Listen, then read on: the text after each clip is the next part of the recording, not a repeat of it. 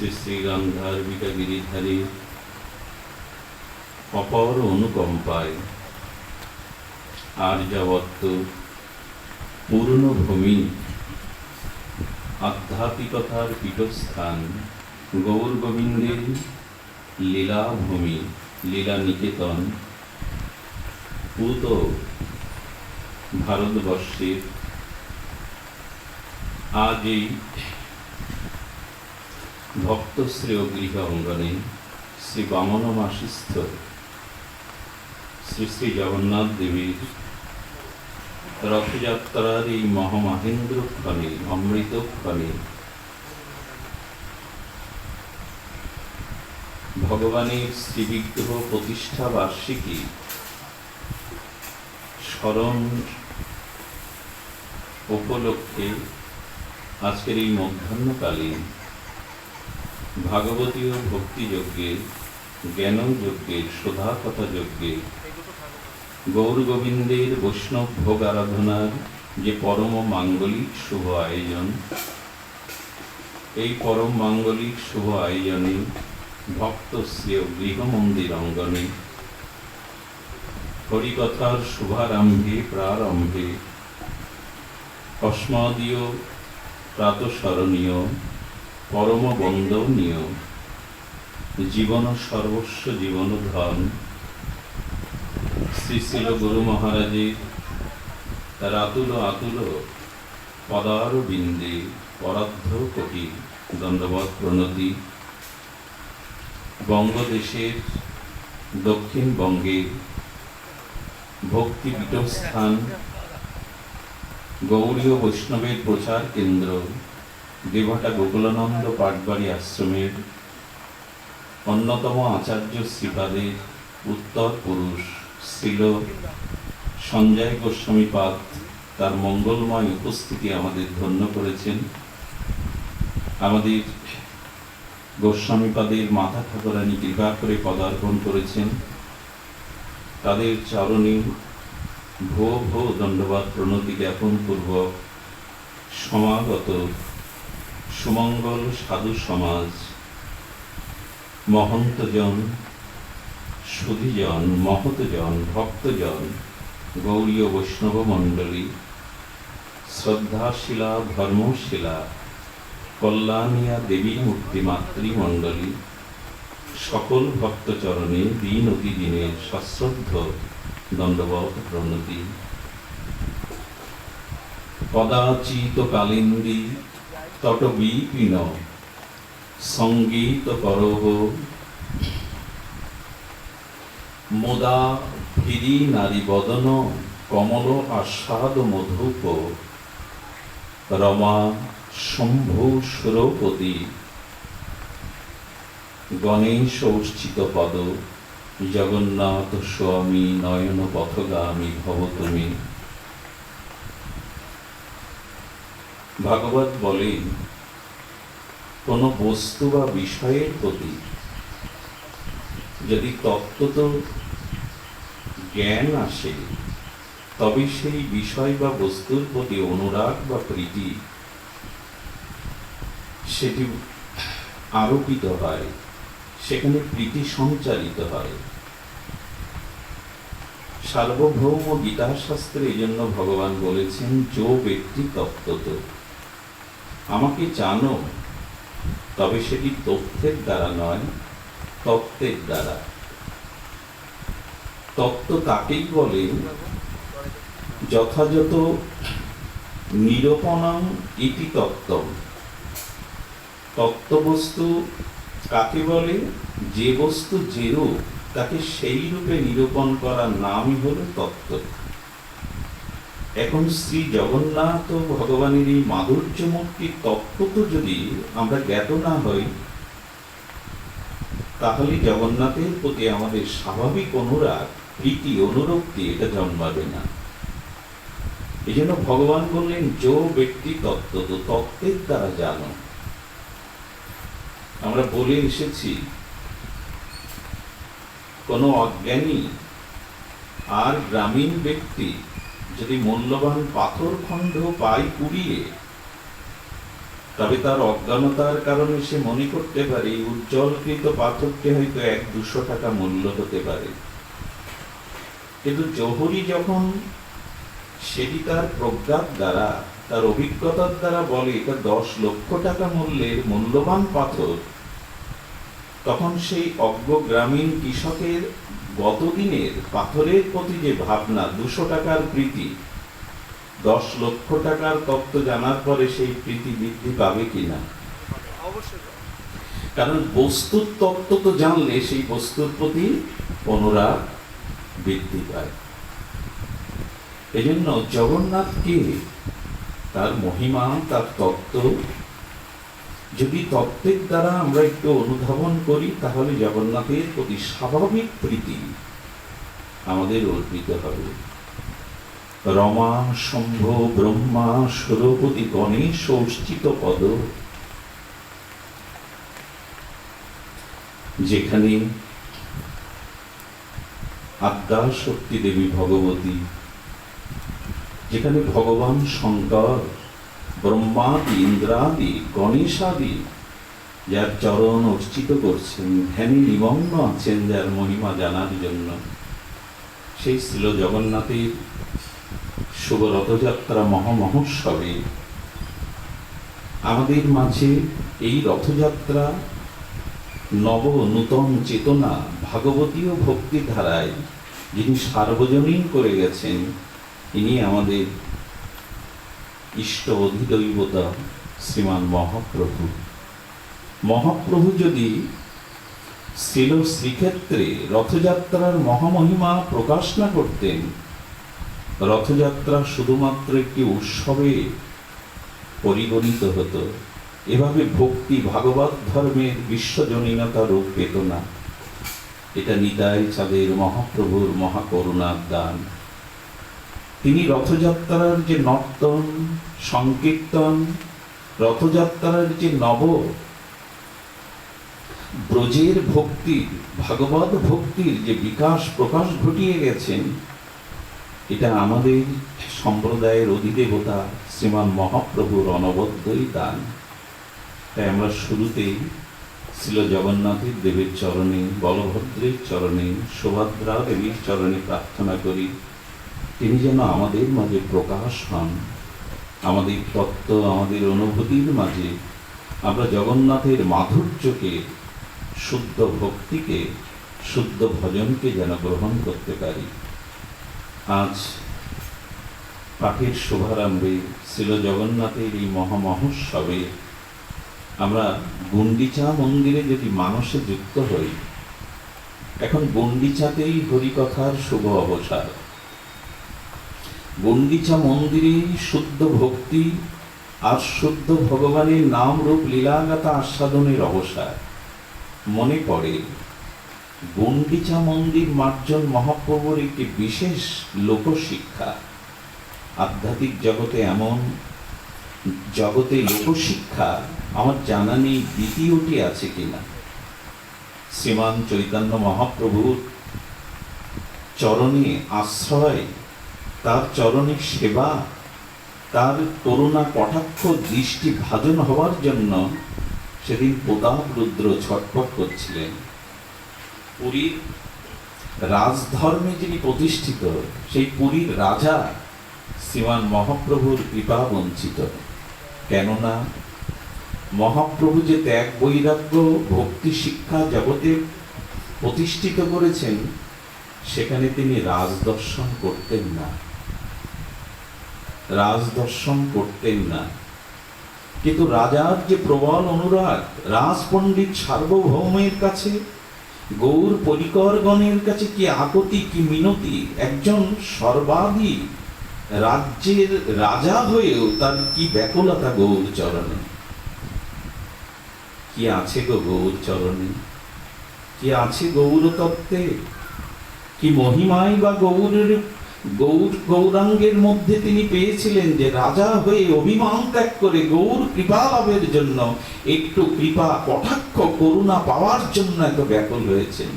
সার্বভৌম, যদি তোমার গৌর সুন্দর প্রেমাবতার কারুণ্য অবতার আমার দিকে কৃপা কটাক্ষ দৃষ্টি না দেয়, আমি আত্মহত্যা করব, এরই বলে ব্যাকুলতা। রাজা হয়েও, রাজধর্মে প্রতিষ্ঠিত হয়েও, সর্বক্ষমতার অধিকারী হয়ে গৌর কৃপা চায়। এটাই তো আমাদের লক্ষ্য জীবনে।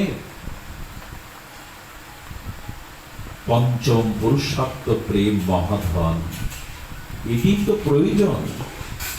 অর্থবিত্ত, জাগতিক সুখ সম্পদ প্রাপ্তি, মান সম্মান, এগুলি মানুষের লক্ষ্য নয়, এগুলি প্রকৃত ধন নয়। কবিরাজ কৃষ্ণ গোস্বামীর অনবদ্য স্বর্ণফলকের একথা জানালেন, প্রেমই মহাধন। ভগবানের চরণে একটু আকুতি চাই, একটু আসক্তি চাই, একটু রতিমতি চাই। ভগবত চরণে যদি এই অনুরাগ হয়, এই প্রীতি প্রেমের কিঞ্চিত সিন্ধুতে বিন্দু করুণা স্পর্শ করে, তখনই তো মনুষ্য জীবন ধন্য হয়। প্রেম বিনা, আচ্ছা মাছকে আপনি জল থেকে তুলে দুধের মধ্যে ছেড়ে দিন, শান্তি পাবে তো? শান্তি পাবে কেন? বাঁচবেই না। মিনগুলিকে, মাছগুলিকে জল ছাড়া করে দুধের মধ্যে দিয়ে দিন, উৎকৃষ্ট দুগ্ধের মধ্যে ওরা ছটফট করে মারাই যাবে, কারণ ওদের আশ্রয় যে একমাত্র জল। তেমনি জীবের শাশ্বত আশ্রয় হলো গৌর গোবিন্দের চরণ, একটু অনুরক্তি, একটু প্রেম। এটি না হলে জীবের এই নিঃশ্বাস প্রশ্বাস ক্রিয়া প্রতিক্রিয়ায় বেঁচে থাকা বলে না। ভাগবত জানিয়েছেন, শ্বাস প্রশ্বাস, খাওয়া দাওয়া, ভোগ বিলাস, এটা বেঁচে থাকার অর্থ নয়। যার ভজন নাই, যার ভগবত অনুরাগ নাই, যার সাধুগুরুর সঙ্গে অনুরক্তি নাই, তিনি তো জীবদ্দশায় মৃত। তিনি জীবদ্দশায় মৃত। ভজনহীন ব্যক্তি নিঃশ্বাস প্রশ্বাস দেহের ক্রিয়া প্রতিক্রিয়া আছে বটে, কিন্তু তিনি স্বরূপে জীবন্ত নাই, মৃত। ভজনহীন জীবন মৃত সম। তাই রাজা হয়েও আকুতি জানাচ্ছেন, আকুতি হলো না শুধু আমার। পরিশেষে মহাপ্রভুর করুণা পাওয়ার জন্য নিবেদন করলেন, তোমরা পারবে, তোমরা পারবে প্রেম সুন্দর শ্রী গৌর সুন্দরের একটি প্রসাদী বস্ত্র আমাকে দিতে পারো? আহা, কি ব্যাকুলতা! তাকে না পায়, তার শ্রী অঙ্গের প্রেমময় প্রসাদী বস্তু যদি পেতাম। দেখুন তো ব্যাকুলতাটা কোথায় চলে গেছে। প্রভু দর্শন দিবেন না, রাজ দর্শন প্রভু করেন না, কিন্তু আকুতি হলো, এই আশা ছাড়েননি। অভিমান পরিত্যাগ করে যেন ভিখারির ন্যায় বলছে, প্রভুর একটা প্রসাদী বস্ত্র দেবে আমার। মহাপ্রভুর শ্রী অঙ্গের এই প্রেমময় তনুর স্পর্শ করা একটি প্রসাদী বস্ত্র তার পুত্রকে দিলেন। সেই পুত্র বস্ত্র পাওয়ার পরে পুত্রকে জড়িয়ে ধরে বললেন, তুমি প্রেমময় গৌর সুন্দরের প্রেম স্পর্শীকৃত বস্ত্র পেয়েছ, তোমার মধ্যেও গৌর অনুরাগ প্রবেশ করেছে। পুত্রকে জড়িয়ে ধরছেন। এই রাজা প্রতাপ রুদ্র, তিনি গৌর চরণ পেয়েছিলেন, গৌর কৃপায় ধন্য হয়েছিলেন। সেই ধন্য হওয়ার জন্য প্রথমেই তাকে অভিমান পরিত্যাগ করে, আর নৃপতি রাজা হয়েও তিনি ঝাড়ু দিয়ে পরিষ্কার করেছিলেন রথযাত্রার পথ পরিক্রমার পথ। পারবো তো আমরা? সাধারণ নয় তো। একজন রাজা যদি নিরভিমানী হয়ে আর পথে এসে পথ পরিচ্ছন্ন করে, ভগবান বললেন এই অভিমানকে যিনি জীবন থেকে আর তাড়াতে পেরেছেন, যিনি দণ্ডের উপরে প্রতিষ্ঠিত হয়েছেন, সেই পথ দিয়েই তো ভগবান কৃপা করতে আসেন। সেই ভাগবতের রাজপঞ্চ অধ্যায়ের তব কথামৃতম শ্লোকের দ্বারা মহাপ্রভুর কৃপা পেয়েছিলেন। বলবার অভিপ্রায় হলো এই প্রেম প্রাপ্তির জন্য চাই অভিমান শূন্যতা, চাই আনুগত্য, চাই তৃষ্ণা, চাই উৎকণ্ঠা, চাই ব্যাকুলতা। ছিল জগন্নাথের এই রথযাত্রার মহিমায় মহাপ্রভু এমনি করে কত লীলার দ্বারা, সংকীর্তনের দ্বারা, ভক্ত সঙ্গের দ্বারা। গতকাল বলছিলাম, মহাপ্রভু যদি প্রেমের সাগর হয়, জগন্নাথ সেখানে করুণার সাগর। আর প্রেম সাগর আর করুণা সাগর যদি একত্রিত হয় সেটা কেমন হয়?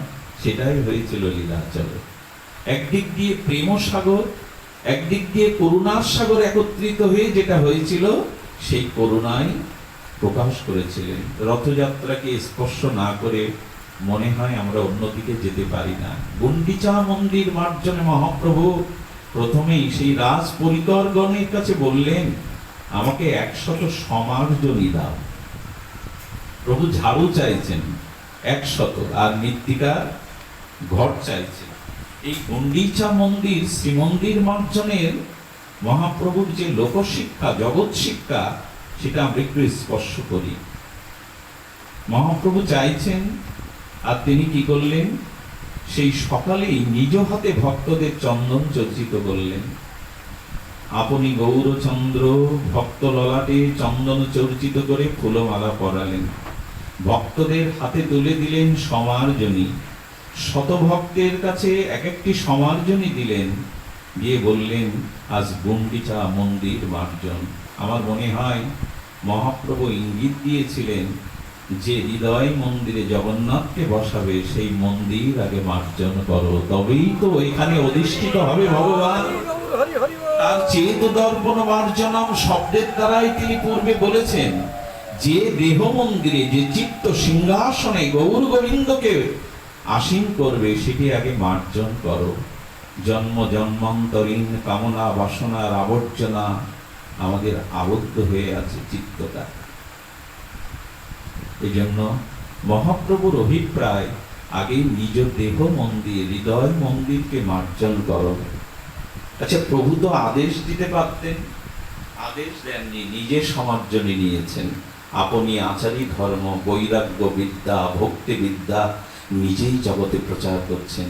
স্বয়ং অখণ্ড পরতত্ত্ব রাধা কৃষ্ণ মিলিত তনু নিজে সমার্জনী নিয়ে আজ মন্দির মার্জন করছেন। জগতের সামনে দৃষ্টান্ত দিলেন, সাধন বিনা সাধ্য বস্তু কেহ নাহি পায়। এখানে লুকোচুরির কোনো পথ নেই, এখানে চোরাগলির কোনো পথ নেই। ভজন করেই পেতে হবে তোমায়, ভজন তোমাকেই করতে হবে, তোমার উদ্ধার কেউ করবে না। মহাপ্রভু নিজে সমার্জনী নিলেন। কাকর ঝিলগুলি যখন ঝাড়ু দিয়ে পরিষ্কার করে অঞ্চলে করে একত্রিত স্তূপ করছেন, প্রভু বললেন, যার বালি কণা ঝিল একত্রিত করে স্তূপটা বেশি করতে পারবে সে আশীর্বাদ পাবে, কৃপা পাবে।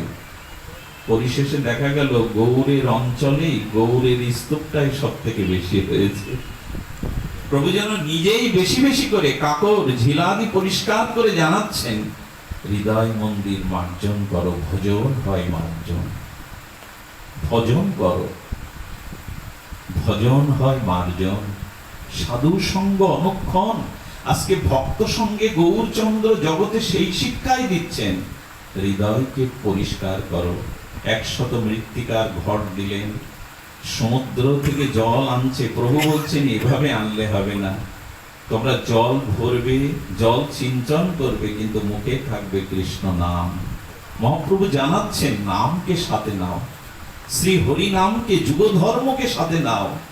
সেই নামকে সাথে করে ভক্তরা হুড়োহুড়ি লেগে গেল। কারো বা কৃষ্ণ বলতে বলতে জল আনতে ঘট ভেঙে যাচ্ছে, কেবল জল সিঞ্চন করতে করতে মহাপ্রভুর চরণের দিকে দৃষ্টি দিয়ে লোভাতুর ভাবে পিপাসা জেগেছে, ওই চরণে যদি একটু জল সিঞ্চন করতে পারতাম। কোনো বা গৌরীয় ভক্ত দিল, মহাপ্রভুর চরণে জল দিয়ে যখন চরণামৃত করে নিল, স্বরূপকে ডেকে বলছেন, তোমার গৌরীয়গণ শুধু কোলাহলই বাঁধাতে পারে, বের করে দাও। শ্রীমন্দিরে আমার চরণ ধৌত জল পান করলো, না জানি আমার কি গতি হবে। স্বয়ং রাধা কৃষ্ণ মিলিত তনুর চরণে জল দেব না তো কোথায় দেব প্রভু? অভিষেক যদি করতে হয় তোমার চরণ কমলকেই তো অভিষেক করতে হবে। প্রভু লোকশিক্ষায় বলছেন, আমার কি গতি হবে স্বরূপ? তোমার গৌরীয়গণ তো গোলমাল বাঁধিয়ে দিল। আরে মন্দিরে, শ্রীমন্দিরে আমার চরণ জল পান করলো। প্রভু ক্ষুব্ধ হয়ে গেলেন, স্বরূপ দেখলেন। প্রভু ভেতরে সন্তুষ্ট হলে কি হবে? লোকশিক্ষার জন্য দেখুন, সম্মান কি গৌরীয়গণের চাওয়া উচিত? মহাপ্রভু আপন চরিত্র, দিব্য চরিত্র দিয়েই শিক্ষা দিচ্ছেন, লোকশিক্ষা। সম্মানের কাঙাল হয়েও না। গৌরীয়গণ তো সম্মানের ভয়ে পলায়নও করে, সম্মানের ভয়ে পুরি গেল পলাইয়া। আমরা তো পলাই না, আমরা সম্মান পাওয়ার জন্য এগিয়ে যাই। কিন্তু গৌরীয়গণ চিরকাল সম্মানের কাঙাল নয়, যশের কাঙাল নয়। না কবিতং বা সুন্দরী, না কবিত্ব প্রতিভা চাই না, যশ খ্যাতি চাই না। মহাপ্রভু স্বরূপ দিকে যখন রুষ্ট হলেন, স্বরূপ গলা ধাক্কা দিলেন বটে, তবে মনে মনে সন্তুষ্ট হলেন। গৌর চরণামৃত পেয়েছিস, তোর জীবনে আত্মপ্রেমের অভাব হওয়ার কথা নয়। পরবর্তীতে গৌর চরণে আবার ক্ষমা প্রার্থনা করে প্রভু তাকে ক্ষমা করেছিলেন। শুধু ভক্তগণ, এই যে মন্দির মার্জন, গুন্ডিচা মন্দির মার্জন, এটি কি কথায় মহাপ্রভু জানিয়ে গেল না আমাদের হৃদয় মন্দির মার্জন করো? একটা কথা মনে পড়ে, বিজ্ঞজন আপনারা, শাস্ত্রজ্ঞজন, ভাগবতজন আপনারা, তবু বলতে অভিপ্রায় হলো এই, আমাদের দেহ মন্দিরটা নির্মাণ করেছেন স্বয়ং ভগবান। পিতামাতা রক্তবীর্য দিয়ে আমার এই পঞ্চভৌতিক পঞ্চত্ব থেকে কুড়িয়ে দেহ দিতে পারে, পরমাত্মা তো পিতামাতা দিতে পারে না। তাই এই দেহ মন্দির সৃষ্টি করেছেন ভগবান। মনুষ্য দেহ দেবদুর্লভ, সুদুর্লভ দেহ, এটা ভগবত কৃপাতেই কেবল প্রাপ্ত হওয়া যায়। দেহ মন্দির নির্মাণ করেন স্বয়ং বিশ্বেশ্বর। আর জগতে আমরা যে মন্দির নির্মাণ করি ইট কাঠ বালি দিয়ে, এটা নির্মাণ করে মিস্ত্রিগণ। সেক্ষেত্রে কিন্তু বাইরের যে ইট কাঠ পাথর দিয়ে মন্দিরের থেকে এই মন্দিরের মহিমা অনেক বেশি, কারণ ওই মন্দির অচল। কিন্তু এই দেহ মন্দিরে হৃদয় দেবতা হৃদয় থেকে এই মন্দির সচল বিশ্ব পরিভ্রমণ করতে পারে। তাই যদি হয়, কেন জানি না বিবেক এবং বিচারের দ্বারা মনে হয় শ্রীমন্দিরে কখনো অমেদ্য খাদ্য তুলি আমরা? মানুষের তৈরি করা মন্দিরে কখনো আমরা আমিষাদি খাদ্য তুলি কি? গৌরীগণ তোলে না। যদি না তুলি মন্দিরে, তবে দেহ মন্দিরে, যে হৃদয় মন্দিরে তিনি আসীন আছেন, সেখানে কি করে এগুলো তুলি? অনিবেদিত বস্তু মন্দিরে কি আমরা তুলি? আমিষ খাদ্যাদি তুলি কেউ? তো যদি শ্রীমন্দিরে এটা অন্তরায় হয়, ভক্তির অন্তরায় হয়, শুদ্ধতার অন্তরায় হয়, ভজনের অন্তরায় হয়, যে দেহ মন্দির ভগবানই নির্মাণ করেছেন, যিনি হৃদয়ে সর্বক্ষণ বিরাজিত, সেই মন্দিরকে অমেদ্য খাদ্য তোলা উচিত নয়। আচ্ছা লক্ষ্য করুন তো, মন্দিরে তো ধূপ জ্বালি, ধূপ বাতি জেলে আর সেখানে আরতি দর্শন করি। তো মানুষের তৈরি করা মন্দিরে দেবতার সম্মুখে যদি ধূপকাঠি জ্বালি, সুগন্ধি জ্বালি, তবে এই মুখে, এই দেহ মন্দিরে অন্য কিছু জ্বালানো উচিত? বিবেক কি বলে, বিচার কি বলে? জ্বালানো কি উচিত? দুর্ভাগ্য আমাদের, শিব মন্দিরে যখন কেউ দুধ ঢালে, গঙ্গা জল ঢালে, শ্রীমন্দিরে যখন ডাবের জল আর সুগন্ধি সকল কিছু সেখানে গঙ্গা বাড়ি ঢালে, মন্দিরে আমরা গঙ্গা বাড়ি ঢালি, গোদুগ্ধ, পবিত্র দুগ্ধ সিঞ্চন করি, কিন্তু এই দেহে কি ঢালি? পূজা পার্বণের নাম করে এখন সনাতন সভ্যতায় এই মন্দিরে মাঝে মাঝে যা ঢালি, তাকে এই ব্যাসাসনে বলা যায়? শুধু আবেগ তাড়িত হয়ে অনুষ্ঠান করলেই তো ভক্তির ক্রম না। ভক্তির তো ক্রম আছে, সিঁড়ি আছে। আগে মনকে শুদ্ধ করো। শুদ্ধ চিত্ত না হলে ভগবত ভজন হবে না। বাহ্যিক কোনো অনুষ্ঠান ধর্মকে রূপ দিতে পারে না। বাস্তবিক প্রেম ভক্তির স্তর অনেক দূরে। আগে তো চিত্ত শুদ্ধি হোক। চিত্ত শুদ্ধি না হলে কিন্তু হবে না, হওয়া সম্ভব নয়। এই জন্য মহাপ্রভু গুন্ডিচা মন্দির মার্জন লীলাতে জানালেন, আগে দেহকে শুদ্ধ করো। প্রভু এরপরে বস্ত্র অঞ্চল দিয়ে আর ভগবানের বেদী নিজে মুছে দিলেন। নৃসিংহদেবের মন্দির রাজপথকে বিধৌত করে দিলেন। প্রভু গুন্ডিচা মন্দির লীলাতে জানালেন, চিত্ত শুদ্ধির জন্য প্রস্তুত নাও। নিজে গৌরচন্দ্র আচরণ করে আমাদের এই শিক্ষা দিলেন। আসুন, আমার কি মনে হয় জানেন, আমার মনে হয় ঝাড়ু তো প্রভু হাতে দিয়েছেন, আমার মতো মাদিস জীবকে যেন বলছেন 4টে জিনিস ঝাড়ু দিয়ে বের করে দাও। 4টে জিনিস দেহ থেকে ঝাড়ু দিয়ে বের করে দাও। কথাটি ভাগবতের সূচনা লগ্নে পরমহংস পরিব্রাজক সুখদেব বলেছেন। একটু ধ্যান দিন। মহাপ্রভু বলছেন ভগবত ভজনের পূর্বে তোমাকে ভদ্রতা অর্জন করতে হবে। কথাটি প্রসিদ্ধ কথা, সমস্ত গৌরীগণ আপনারা জ্ঞাত আছেন। আমাদের প্রাতঃস্মরণীয় দাদাজি এসছেন, আসুন সামনে আসুন দাদা, সামনে আসুন, আসুন। আমাদের গৌরীয়গণের এই যে শুদ্ধ আচার, সদাচার, দেখুন সদাচার না হলে ভক্তি সেখানে স্থায়িত্ব পায় না। আসুন দাদা,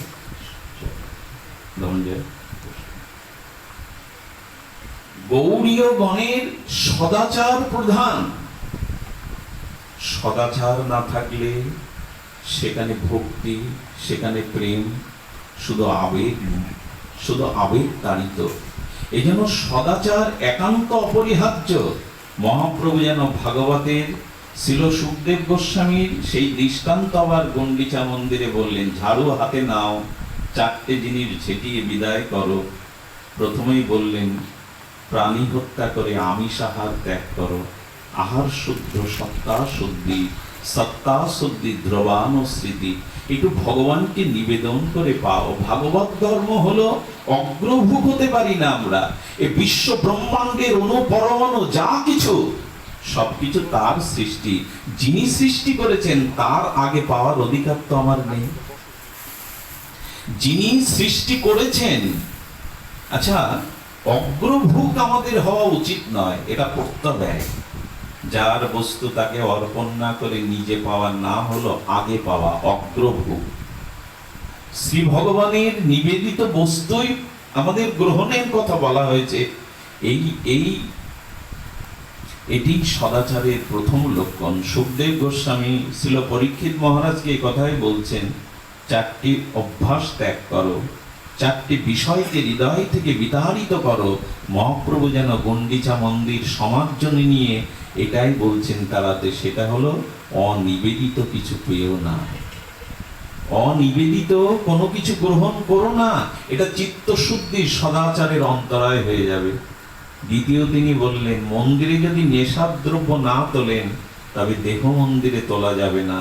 দ্বিতীয় ছিল সুখদেব গোস্বামী ভাগবতের প্রারম্ভেই আগে ভদ্রতার কথা বললেন। ভক্ত পরে হও, আগে ভদ্র হও। ভদ্রতা, মনুষ্যত্ববোধ, মানবিক জ্ঞান যদি না থাকে ভক্তি স্তরে তুমি উত্তীর্ণ হতে পারবে না। তোমার ভিতরে সদাচার চাই, শুদ্ধতা চাই, শাস্ত্রে নির্দিষ্ট জীবন যাপন চাই। এই জন্য ঝাড়ু হাতে নিয়ে গণ্ডিচা মন্দিরের প্রথমেই জানালেন দেহ মন্দির থেকে অনিবেদিত বস্তু গ্রহণের এই বস্তুগুলো ত্যাগ করো। ত্যাগ করো নেশা, ত্যাগ করো জুয়াদি খেলা, পাশাদি খেলা, ত্যাগ করো পরস্ত্রীর প্রতি আসক্তি। এই 4টি বস্তু যদি জীবন থেকে আর বিচার বিবেকের সমার্জনে দিয়ে ঝাড়ু দিয়ে ঝিল কাপড়ের মতো পরিষ্কার করতে পারো, তবেই তোমার ভক্তি জীবন শুরু হবে, তবেই তোমার ভজন জীবন শুরু হবে। গণ্ডিচা মন্দিরে প্রভু এইগুলি ত্যাগ করতে বললেন। জানি না মাদিস জীবের মহাপ্রভুর এই মার্জন, এটি যথাযথ অনুভূতি হবে, যথাযথ অনুভব হবে এই মার্জন।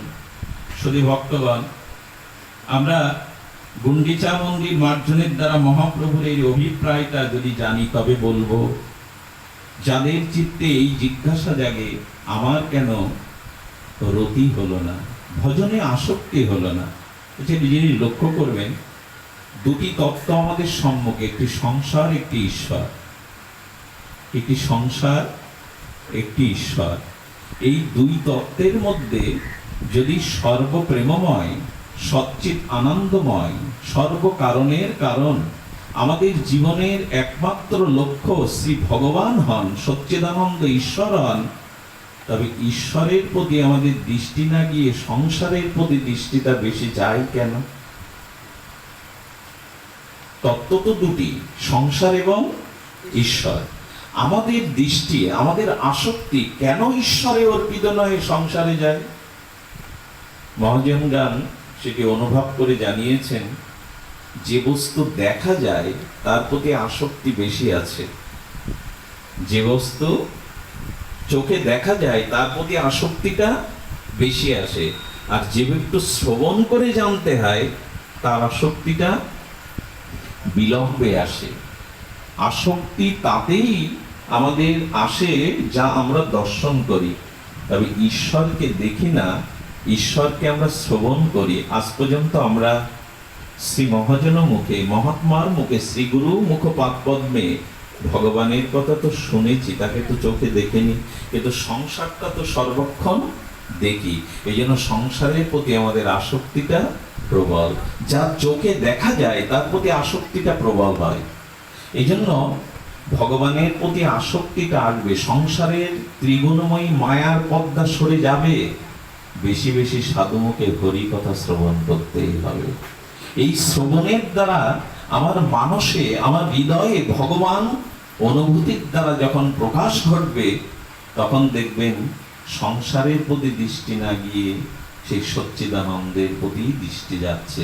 এই জন্য শ্রবণাঙ্গ ভক্তিটাকে এত প্রাধান্য দেয়া হয়েছে। ঈশ্বর শ্রবণীয় বিষয় আর সংসার দেখার বিষয়।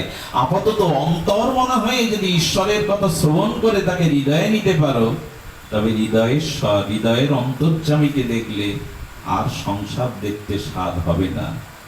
তখনই কি হবে, সেই যোগীদের মতো অমলাত্মা, বিমলাত্মার মতো দেখবেন চোখ মুদ্রিত করে সে ভেতরেই তাকে অন্বেষণ করছে। হৃদয় দেবতা আছো যে প্রাণী, মন যেন তাহা নিয়ত জানে, তখনই সে হৃদয়ের দিকে তাকাবে। এই ভগবত ভক্তির কিছু অপেক্ষা আছে। ভগবানের চরণে শ্রবণাঙ্গ ভক্তির দ্বারা ভগবানের দিব্য নাম রূপ লীলা কথা শ্রবণে ভগবানের যে অনুরক্তি, আসক্তি, এটার জন্য সনাতন গোস্বামীপাদ বলেছেন, এক জন্মের স্বীকৃতিতে হবে না।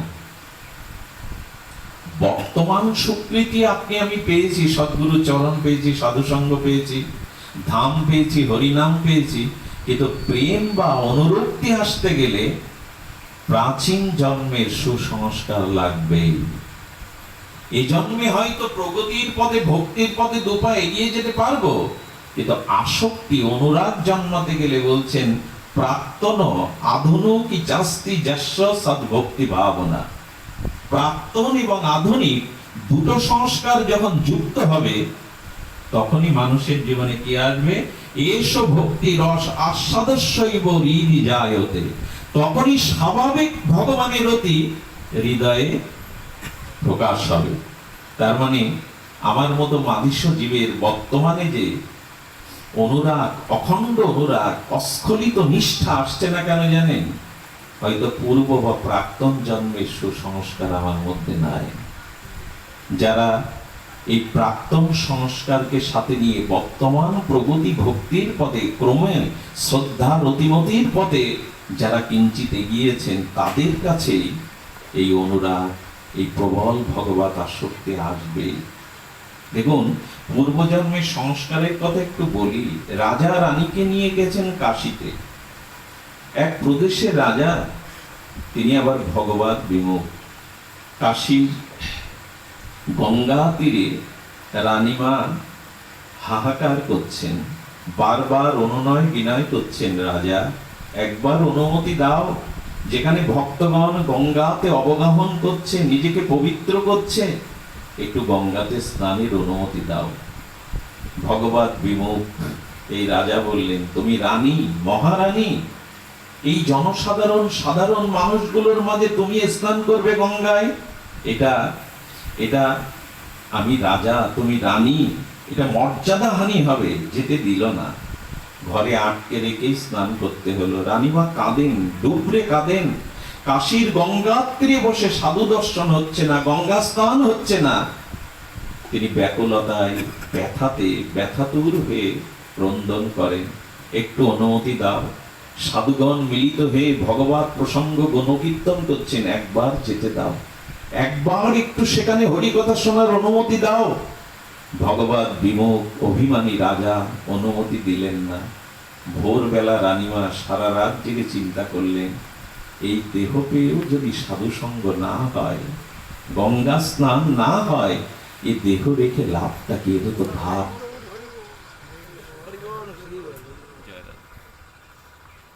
দেহ ভার, এ দেহ রেখে লাভ কি?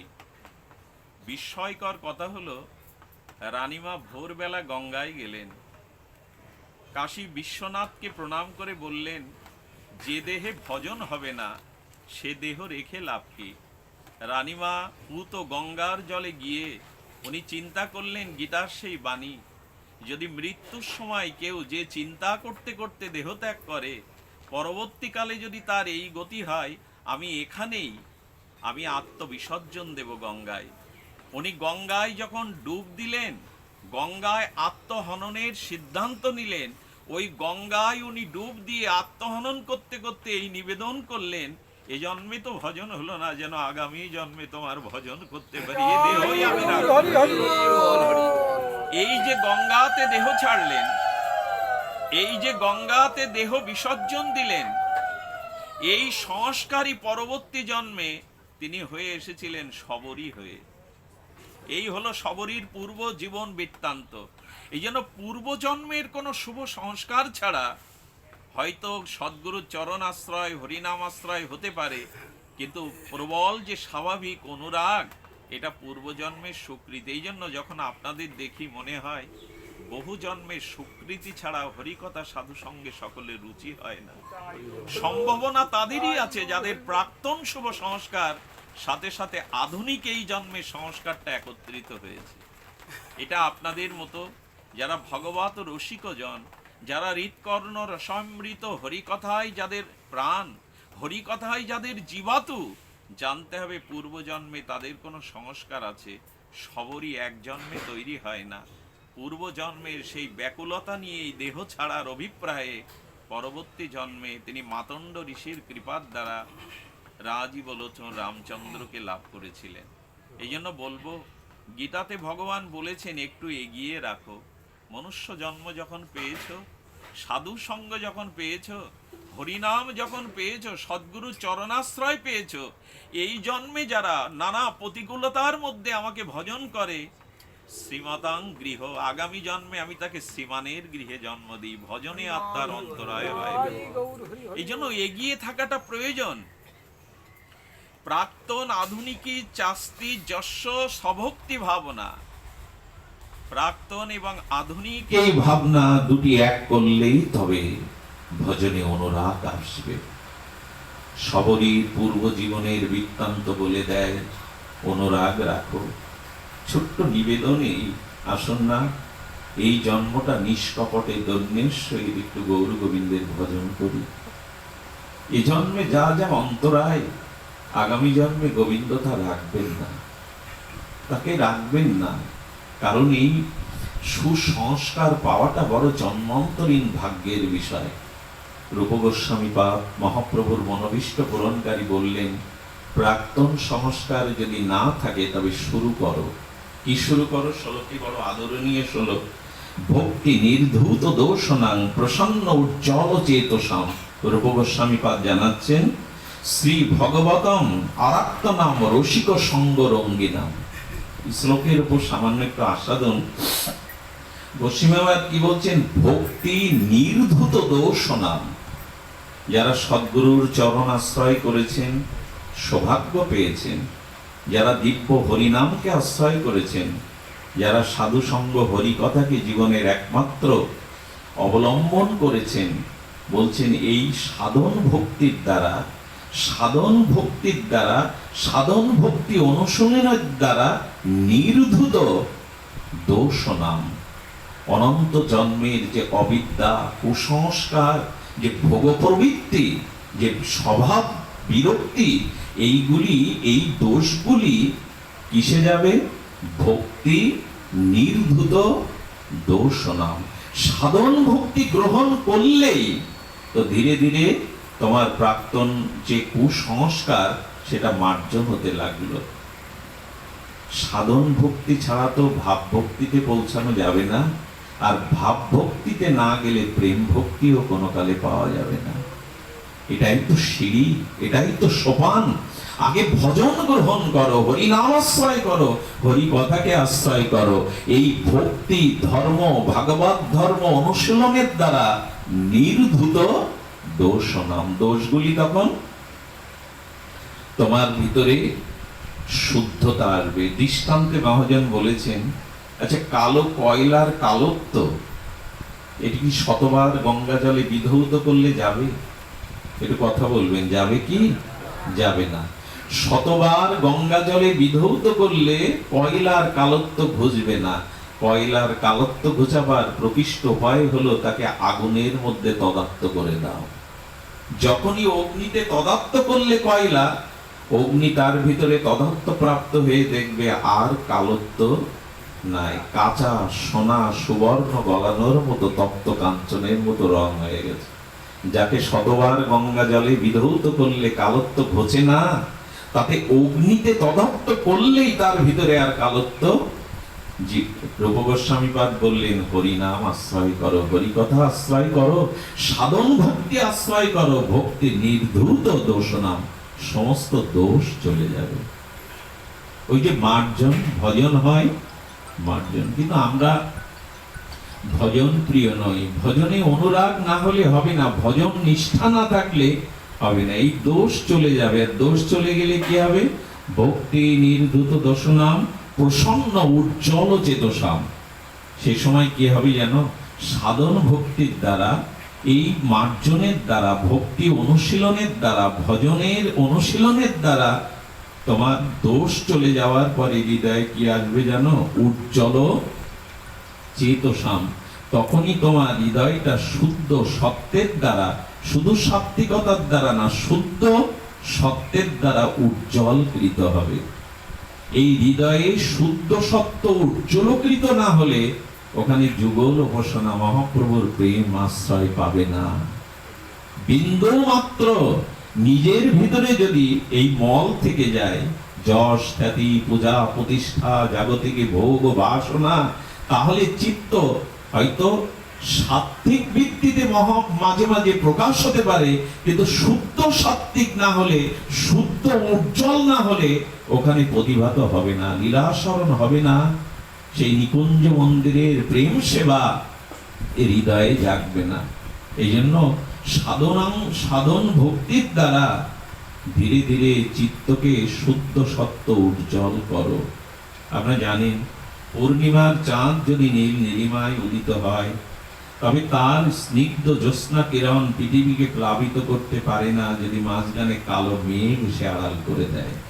আমাদেরও মাঝে এই শুদ্ধ সত্যটা আড়াল করে দিয়েছে কামনা বাসনা সংসারের মলিনতা রূপ মেঘ। এই মেঘকে সরাতে গেলে ঝড় চাই। একটা প্রবল ঝঞ্ঝাবাদে যখন মেঘটা উড়িয়ে সরিয়ে নিয়ে গেল, তখন চন্দ্রকিরণ আবার প্রতিভাত হলো। তেমনি মহাপ্রভু বলছেন, হরি নাম সাধু সঙ্গ হরি কথা, এই সাধন ভক্তির মার্জনের দ্বারা চিত্ত বিশুদ্ধ শুদ্ধ উজ্জ্বলকৃত হলে তখন কি হবে? শ্রী ভাগবত অনুরক্ত নাম। তখন আর জোর করে ভগবানের অনুরাগ আনা লাগবে না, তোমার স্বাভাবিক অনুরক্তি ভগবানের চরণে, গৌর গোবিন্দের চরণে আসবে, স্বাভাবিক অনুরক্তি আসবে। জোর করে কি এ পথে কিছু হয় গো? এটা জোরের পথ নয়, এটা অনুরাগের পথ, এটা অনুরাগের পথ। এই অনুরাগ যদি না হয়, তবে এই অনুরাগ জন্মাবার আর একটা অপেক্ষা আছে। শেষে কি বলেছেন? রসিকা সঙ্গ রঙ্গী নাম। গোস্বামীপাদের শ্লোক শব্দগুলি অতল স্পর্শী সাগরের মতো। তোমার এই অনুরাগ জন্মাবে, সাধন ভক্তিও আসবে, আর চিত্ত বিশুদ্ধ সত্য উজ্জ্বলকৃত হবে। অপেক্ষা শুধু একটা, কি? রসিকা সঙ্গ রঙ্গী নাম। যারা ভগবানের রসিক ভক্ত, সেই রসিক স্নিগ্ধ সজাতীয় ভক্তের সঙ্গে দ্বারা, সঙ্গকতার অর্থ হলো একরকম রঙ্গ আসক্তি, সেই সঙ্গের দ্বারা তার যে ব্যাধি, সেই ব্যাধি তোমার ভিতরে সংক্রামিত ব্যাধির মতো সংক্রামিত হবে। আমার কি মনে হয় জানেন? প্রভাতে উঠে যদি গোবিন্দের সম্মুখে কোনো প্রার্থনা জানান, এইটুকু জানাবেন, তোমাকে পায় আর না পায়, তোমার কোনো রসিক ভক্তের সঙ্গ দিও, তোমাকে পাবো, এই স্বীকৃতি আমার নাই, এই ভজন সুকীর্তি সৌভাগ্য আমার নাই, কিন্তু প্রভু কৃপা করে তোমার রসিক ভক্তের সঙ্গ দিও। ওই অনুরাগ আমার ভেতরে যদি সংক্রামিত হয়, তখনই আমি তোমায় পাবো, তখনই আমি তোমায় পাবো। এই জন্য গোস্বামীপাদ বলছেন, হ্যাঁ, এই রসিক সঙ্গের সঙ্গ গ্রহণ করো। এটা সমস্ত শাস্ত্রেরই সার কথা। যতদিন এই রসিক ভক্তগণের সঙ্গ না হবে, ততদিন রঙ্গিনা এই হৃদয়টা অনুরাগে রক্তিম হবে না, অনুরাগ বৃদ্ধি পাবে না। তাই যখনই কোনো সাধু সঙ্গে, রসিক ভক্ত সঙ্গে এই কৃষ্ণ কথা আলাপন হয়, তখনই জীবন ধন্য। কি বলেছেন গোস্বামী? যুগল চরণে প্রীতি পরম আনন্দ তথি। এটা কখন হবে? অপেক্ষা হলো রসিক ভক্তের সঙ্গ যদি হয়। তার সেই হৃদয়ের অনুভূতি সঞ্চারিত হলে আমি তখন অনুভব করব পরম আনন্দ তথি একবার যুগল প্রীতিতেই আছে, আর কোথাও নাই। প্রেমময় পরবন্ধে রাধা কৃষ্ণ কর ধ্যান, স্বপ্নেও না বলো আন। স্বপ্নেও যেন অন্য কিছু না আসে। এই অবস্থা কখন আসে? শুদ্ধ বিশুদ্ধ চিত্ত উজ্জ্বল হলে, সাধন ভক্তির দ্বারা সমস্ত দোষ নির্ধূত হলে, আর রসিক ভক্তের সঙ্গ হলে, তখনই স্বপ্নেও মনে রাধা মাধব ছাড়া আন আসে কি? গোস্বামীপাদগণের যে ভজন, সেই ভজনে আমরা কৃপা করে জেনেছি, মহত শ্রীমুখে গ্রন্থের সম্মুখে জেনেছি না, তারা স্বপ্নেও যুগল দেখতেন, স্বপ্নেতেও রাধা মাধব দেখতেন। এই অবস্থাটা কখন হবে? না, যখনই রসিক সঙ্গ রঙ্গী নাম, রসিক ভক্তের সঙ্গ পাওয়া যাবে। তাই ভগবানকে পায় আর না পায়, জগতে তার প্রিয় সাধু সঙ্গ যেন পায়, এই প্রার্থনা।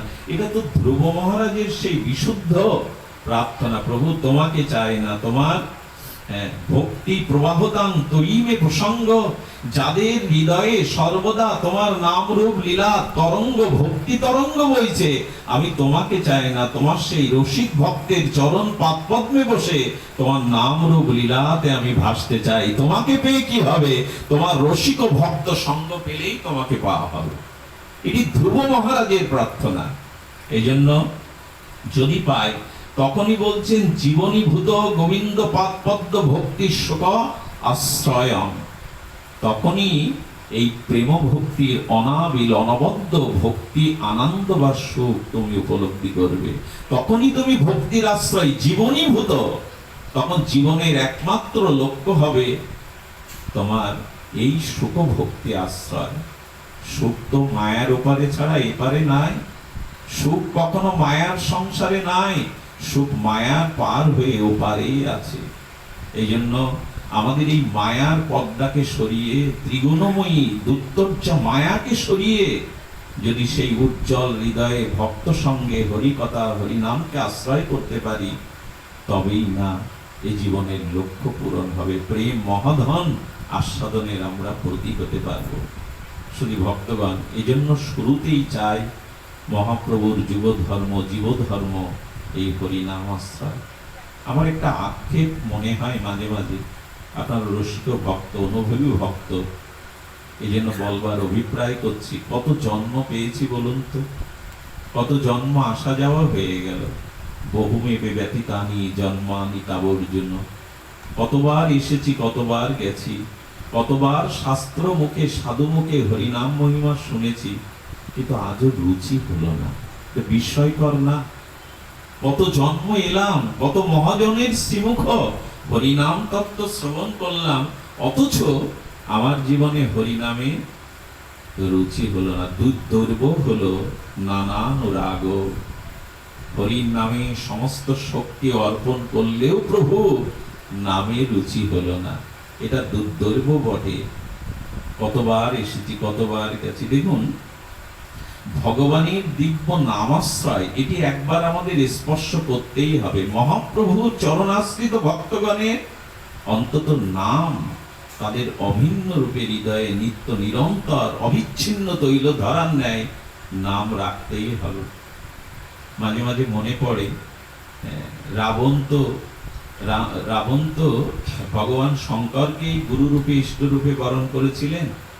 তো ভগবান শঙ্কর মাঝে মাঝে বলেছিলেন, চেলা একটা পেয়েছি বটে, আমি প্রভুর নামে সর্বদা রত থাকি, যদি একবারও নাম মুখে নিল না। উনি আশা করেছিলেন জীবনে রাবণ একবার যেন প্রভুর নাম মুখে নেয়, একবার অন্তত এই আশাটা করেছিলেন। ভগবান শঙ্কর এই আশা রেখেছিলেন আমার এই চেলা, আমার এই শিষ্য, কিন্তু রাবণ নিতে রাজি নয়। রাবণ কি বলতো জানেন? যখন রাম সম্পর্কে কোনো সন্দেহ বা সংবাদ নিতেন, বলতেন বনবাসী তপস্বী কি করছে, রাম নাম নেবে না, রাম নাম মুখে নেবে না, বনবাসী তপস্বী কি করছে। একজন অজ্ঞ ব্যক্তিকে একবার সবার সভাপতি করা হয়, ওনাকে অনেক অভিনন্দন জানানো হয়, ওনাকে মতো প্রশংসাপত্র দেয়া হয়, স্তুতিপত্র। ওনাকে মাইক নিয়ে যখন কিছু বলতে বলা হলো, ওনাকে যে অভিনন্দন বা অভিনন্দিত করেছে এই শব্দটা ওনার আসছে না, কিন্তু ওই নাম উনি মাইক হাতে নিয়ে খুঁজে বেড়াচ্ছেন যে আমাকে আপনারা যে অভিনন্দন, হ্যাঁ আমাকে যে অভিনন্দন জানালেন, শব্দটা আসছে না। তখন বলছে ওনারা আমার জন্য যা করেছেন তাতে আমি খুব সন্তুষ্ট, অভিনন্দন তো আসছে না। হ্যাঁ, ভগবান শঙ্কর মনে করেছেন হ্যাঁ ও নাম নেবে না, ও হ্যাঁ তপস্বী বনবাসী এই বলেই কাটিয়ে দিল। ভগবান শঙ্করের অভিলাষ কি অপূর্ণ থাকে? যেদিন নাভিতে রামচন্দ্রের বাণ এসে বিদ্ধ হলো, সেই দিন একবার রাম বলেছিলেন রাবণ, ভগবান শঙ্কর বলেছিলেন এতেই তোমার আত্মকল্যাণ, একবার অন্তত জীবনে যে নাম গ্রহণ করে।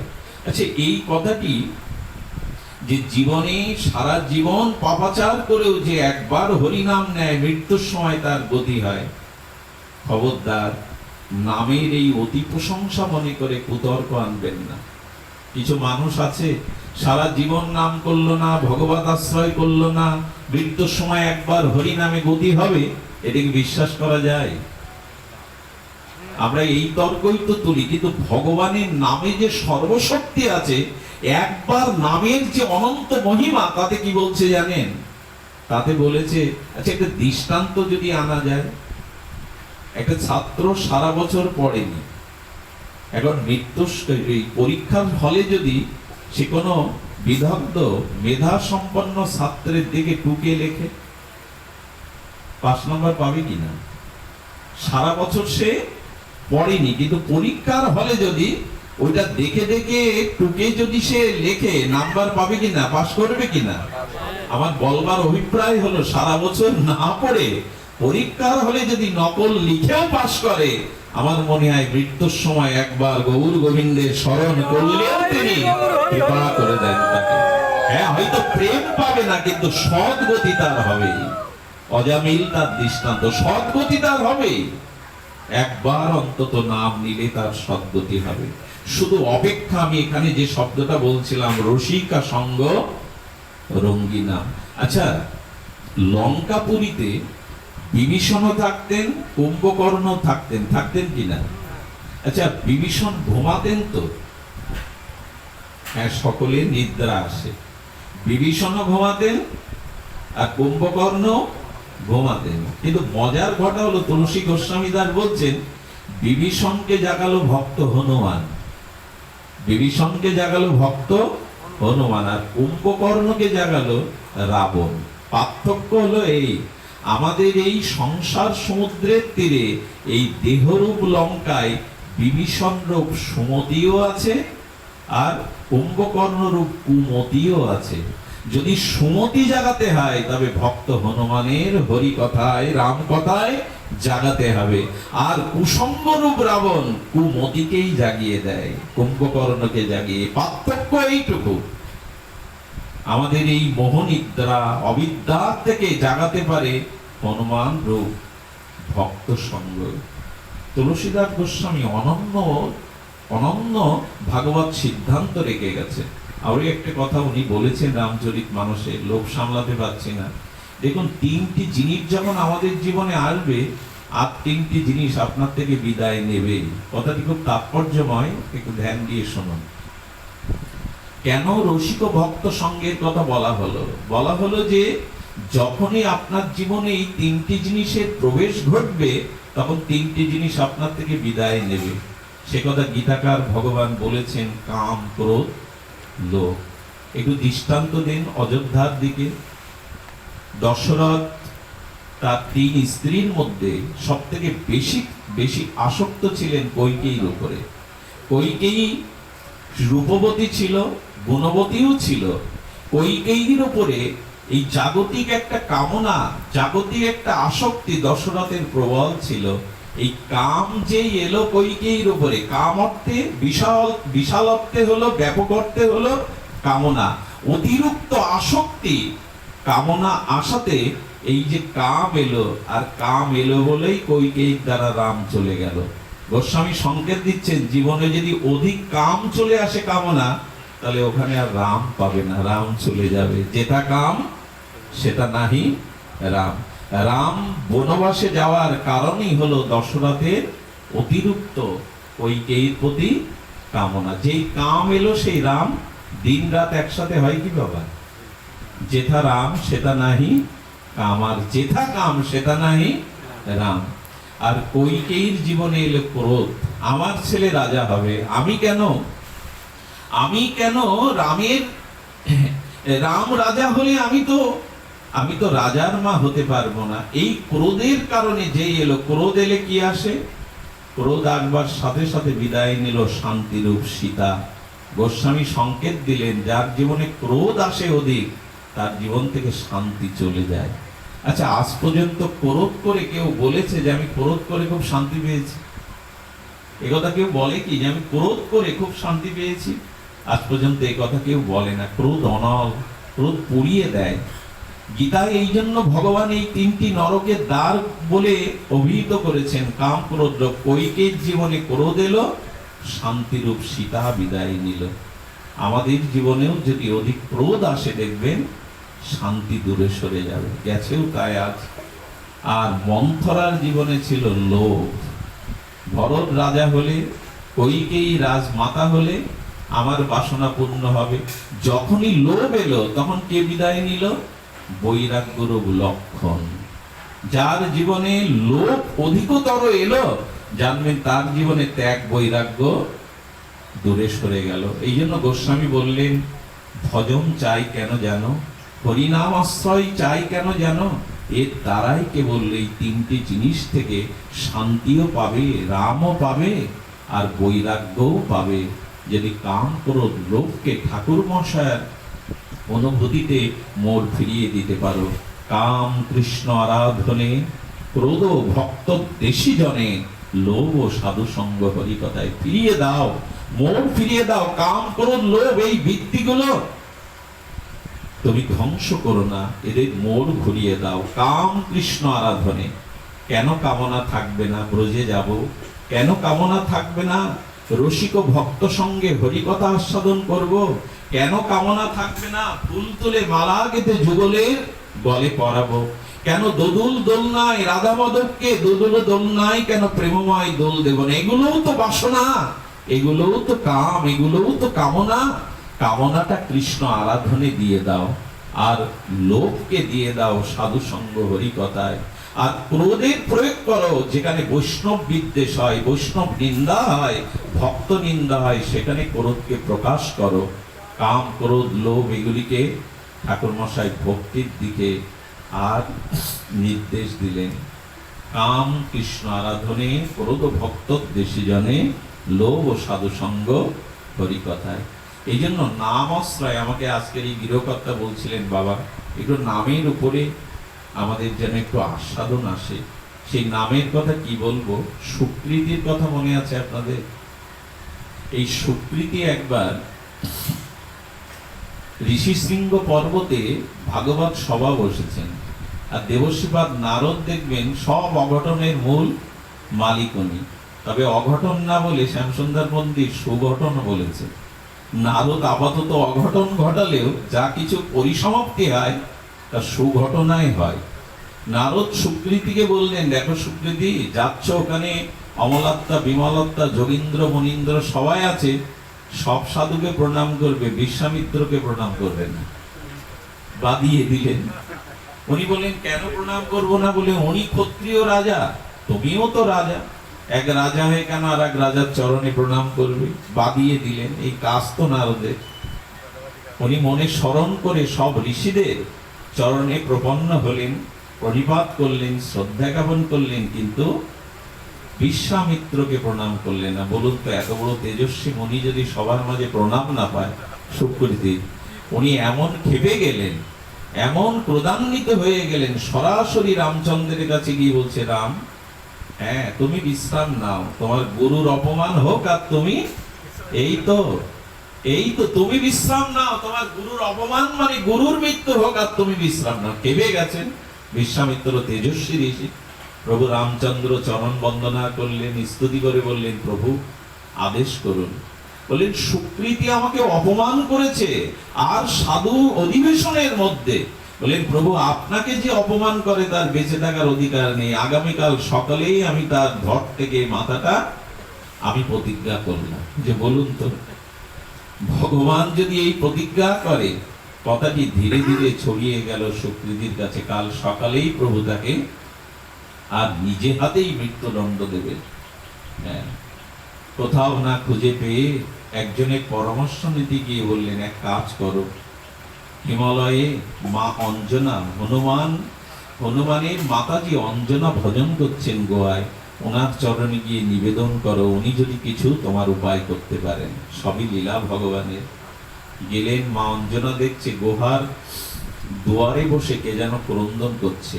মাতা হৃদয় তো, মাতৃ হৃদয় তো, দয়া দ্রবীভূত হলো, হৃদয় দ্রবীভূত হয়ে দয়া আসলো। কেন কাঁদছো তুমি বাবা? কিন্তু বললেন না রামচন্দ্র কাল আমার মস্তক কাটবে, বললেন, মা আগামীকাল সকালে আমার মৃত্যু দণ্ড দেবে, আমি বাঁচবার জন্য তোমার শরণাপন্ন হয়েছি। বাবা কেঁদো না, আমি তোমাকে অভয় দিচ্ছি, আমি চেষ্টা করব যেভাবে হোক তোমার প্রাণ যাতে রক্ষা হয়। হনুমান এসে যখন মা চরণ বন্দনা করছে, বলে, হনুমান আজকে আমার একটা আদেশ বলো আর অনুরোধ বলো, তোমাকে রাখতে হবে। বললেন, মা আমি রামচন্দ্রের শপথ করে বলছি, তোমার আজ্ঞা আমি যথাযথে পালন করবই, তবে কথা দাও একজনকে প্রাণে তোমাকে রক্ষা করতে হবে। এই বেচারা এসে ক্রন্দন করছে, আমার চরণে আশ্রয় নিয়েছে। মার হস্ত করপল্লব হাতে নিয়ে বললেন, আমি রামচন্দ্রের নামে শপথ করছি, ওকে আমি রক্ষা করবই। যে রামচন্দ্রই তাকে বধ করবে, উনি শপথ নিচ্ছেন প্রভুর নামে। তার পরবর্তী বলছেন, আচ্ছা কে তোমাকে বধ করবে? হনুমানজি বলছেন, আমাকে একটু জানাও। পূর্ব বৃত্তান্ত বলার সাথে সাথে হনুমান মাথায় দিয়েছে, রামচন্দ্র যদি তোমায় প্রাণদণ্ড দেবেন, তবে হনুমানের সাধ্য নেই তোমাকে বাঁচাবে। কিন্তু মাকে কথা দিলাম, চিন্তায় পড়ে গেছে। মাতৃভক্ত হনুমান তখন বলছেন, প্রভাত হওয়ার সাথে সাথে বললেন, নাও তিলকমালা নিয়ে আমার সাথে এসো। পর্বতের গুহার সামনে হনুমান ধ্যানে বসেছে, বলছেন, একমাত্র বাঁচাতে পারে, একমাত্র যদি কোনো উপায় পথ খোলা থাকে, সেটা প্রভুর নাম আশ্রয় করো, নাম আশ্রয় করো, নামই একমাত্র যদি তোমাকে কৃপা করতে পারে। হনুমান জয় সিয়ারাম জপ করছেন, আর সুকৃত পিছনে বসে ওনার দেখা দেখি কীর্তন শুরু করেছে। দেখুন, হনুমানজি জগতে সিদ্ধান্ত প্রতিষ্ঠা করছেন, স্বয়ং রামের থেকে যে তার নাম বড়, নাম আশ্রয় করো। নাম নিতে নিতে প্রভু রামচন্দ্র লক্ষণকে নিয়ে যখন উপস্থিত হলেন, এসে দেখছেন যে হনুমান সামনে বসে নাম জপ করছে। জানেন সুকৃতি এখানে। রামচন্দ্র বললেন, এই অবস্থায় তো বাণ নিক্ষেপ করা যাবে না, সামনে তো হনুমানই আছে। হনুমান সরে দাঁড়াও, আমার শ্রী গুরু প্রদত্ত কথা আজ্ঞা রক্ষা করতে দাও। প্রভু আমি আজকে সত্যি পাচ্ছি না, তুমি তোমার যে লক্ষ্য, তোমার যে গুরু প্রদত্ত কথা তুমি পালন করো। শুধু ভক্তগণ, রামচন্দ্র হনুমানের বুকে আর যাই হোক বাণ মারতে পারে না, মারা সম্ভবপর নয়। কিন্তু তারপরেও রামচন্দ্র যখন শ্রী গুরুর আজ্ঞায় বাণ নিক্ষেপ করলেন, আমি আপনাদের কি জানাবো, হনুমানের বুকে গিয়ে সেই তীরগুলো, বাণগুলো ফুলের মালা হয়ে পড়তে লাগলো। তার কারণ হৃদয়ে যে প্রভুর নাম আছে, কণ্ঠে যে প্রভুর নাম আছে, নামে অভিশাপ পৌঁছাতে পারে না। নামে মৃত্যুও। ব্রজবাসী বৈষ্ণব বাবা বলছেন, এদিকে শোন, মালাটা নিয়ে গাছতলায় বসে জপ কর, আমি না বলা পর্যন্ত নাম বিরাম দিবি না, নাম বিশ্রাম দিবি না। আরে ক্ষুধায় কাতর হয়ে সারাদিন নাম নিচ্ছে বৃক্ষতলে বসে, বাবাজি আদেশও করেন না, প্রসাদ নিতে বলেন না। বৈকালিক সময়ে দেখলেন এক ঘূর্ণাবর্ত ঝড়, আর সেই ঝড়ের মধ্যে বিকট কালো মূর্তি। কে তুমি আমার সামনে? বলে সাক্ষাৎ যম আমি। তুমি কি জন্য এসেছো? বলো তোমার আয়ু ফুরিয়ে যে নিতে এসেছি, আমার তো যাওয়ায় বাধা নেই, নিয়ে নাও। বলে আমি অপেক্ষা করছি কখন তুমি নাম বিশ্রাম দেবে, নাম বিশ্রাম না দিলে আমি তোমার কাছে পৌঁছাতে পারছি না, নাম বিশ্রাম না হলে আমি তোমার কাছে পৌঁছাতেই পাচ্ছি না। এই হলো হরিনাম। গুরুদেব যখন দেখলেন যম যখন বিদায় নিল, পরাজিত হয়ে চলে গেল, সে কাল শক্তিও পরাজিত হয় ভগবানের দিব্য নামে। শ্রীল গুরু মহারাজ বললেন, যা যেটুকু আয়ু বাকি আছে ওগুলো নামে দিয়ে দে, নামই তো তোকে একটু জীবন দিল, এটাই তোর, এখানেই তোর পরমায়ু সমাপ্তি ছিল, নাম প্রভুই তোকে রক্ষা করলো। আপনারা জানেন সিদ্ধ নবদ্বীপে বাবাজি মহারাজের যে শিষ্য, তিনি মরতে বসেছেন, হ্যাঁ মরতে বসেছেন, বাবা জপের মালা মাথায় নিয়ে নাম স্মরণ করে বলছেন, জমের সাধ্য নাই তোকে আমার কাছ থেকে নিয়ে যায়, ওঠ, উঠে রন্ধন কর, ভোগ লাগা। নামই ফিরিয়ে আনলো। নামে হয় নাকি? শুধু ভক্তগণ, সর্বশক্তি যদি ভগবান নামে অর্পণ করে থাকে, ভগবানের থেকে তার নাম মহিমা আরো মহিমাপূর্ণ।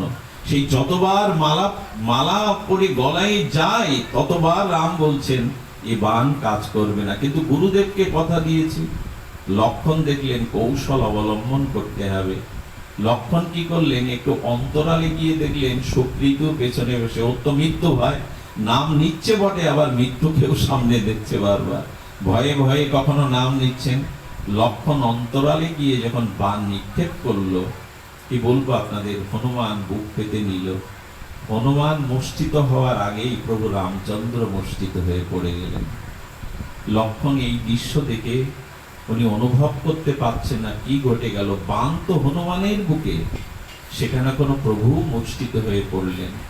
প্রভুকে যখন শুশ্রূষা দিয়ে সুস্থ করা হলো, বলে লক্ষণ, ভক্ত হৃদয়ে, যে হৃদয়ে নাম আছে, সেই নামের কারণেই ওই বান ভক্তের বুকে না আমার বুকেই লেগেছে। যা হৃদয়ে নাম আছে, আঘাতটা হরিদাস ঠাকুরের গায়ে যতবার বেত্রাঘাত হলো, সমস্ত আঘাত গৌর সুন্দর নিজ অঙ্গে নিয়েছিলেন, আত্মসাৎ করে নিয়েছিলেন ভক্তকে।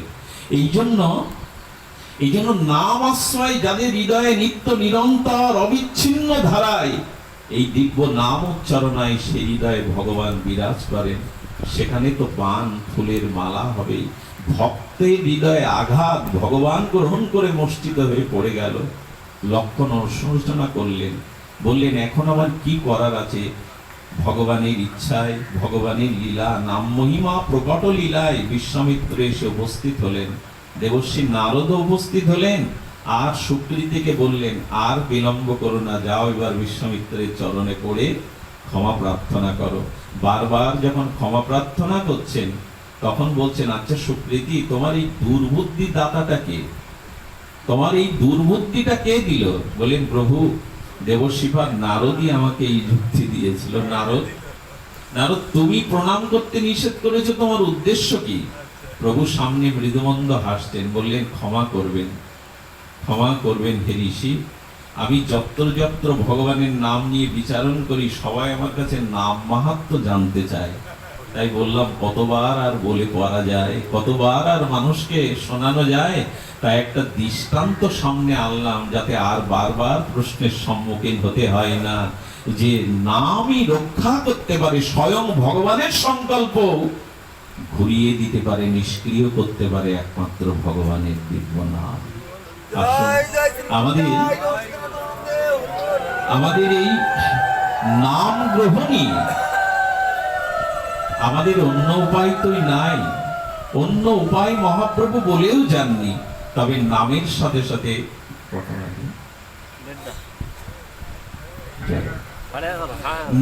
সাথে সাথে আমাদের যে জিনিসটা মহাপ্রভু দিতে এসেছিলেন, আমরা সেটুকু একটু স্পর্শ করব। অনেক বিদগ্ধ জন আছেন, অনুভবী জন আছেন, রসিক প্রেমিক জন আছেন। এই জন্য বলবো, মহাপ্রভুর অনবদ্য অবদানে যেটা আমাদের গ্রহণ করতে হবে সেটি হলো আমাদের ব্রজ ভক্তি, আমাদের ব্রজ প্রেম। এটা যদি বঞ্চিত হই তবে অনেকাংশেই জীবন বিফল হয়ে যাবে। মহাপ্রভুর হরিনাম দানের জন্য শুধু তার আশা নয়, যেটা তার মহান উদ্দেশ্য ছিল, সেই রাধা প্রেম, সেই ব্রজপ্রীতি, সেই নিকুঞ্জ মন্দিরের প্রেমের নিগুড় সংবাদ, সেটি না জানতে পারলে জীবনের অনেকটা ব্যক্ত হয়ে যায়। এই জন্য শ্রী ভক্তগণ, ভক্তনাং হৃদি রাজন্তি সংস্কার যুগল উজ্জ্বলা। এই যুগল ভজনের উজ্জ্বল রতিমতির জন্য, যুগল ভজনের জন্য শ্রী গুরুদেবের আদেশ, যুগল ভজন ধন মোহে করাল উপদেশ। এটার জন্য আমাদের লক্ষ্য থাকতে হবে এই যুগল প্রেম মন্দিরে আমাদের মাধুর্য ভজন। এই ভজন বড় জানতে পারা যেত না, এটা ব্রহ্মাদির অগম্য। মহাপ্রভু নিতাই চাঁদ কৃপা করে যদি না জানাতেন আমরা জানতে পারতাম না। সেই ব্রজ অনুরক্তি, সেই ব্রজ যুগল প্রেম আমাদের ব্যাকুলতা চায়। সেই ব্যাকুলতা, সেই উৎকণ্ঠা, সেই ভজনের লোভ আমাদের চাই। আর এটার জন্য গোস্বামীপাদ বারবার বলেছেন, কৃষ্ণ ভক্তি রসভাবিতা মতি ক্রিয়াতাং যদি কুত অপি লভ্যতে। কৃষ্ণ ভক্তি রস ভাবিতা, এই যে যুগল নিকুঞ্জ মন্দিরের প্রেম রতিমতি, এই যে নিকুঞ্জ মন্দিরের যুগল সেবার জন্য যে মাধুর্য ভজনের আমাদের অধিকার, মঞ্জরি ভাব সাধনা, এটাই মহাপ্রভুর মহা মহা অবদানের একটি মহা অবদান। এটি আমাদের যদি ভজনে না আসে তবে মহাপ্রভুর যে মনোভীষ্ট সেটা আমরা পূর্ণ করতে পারবো না।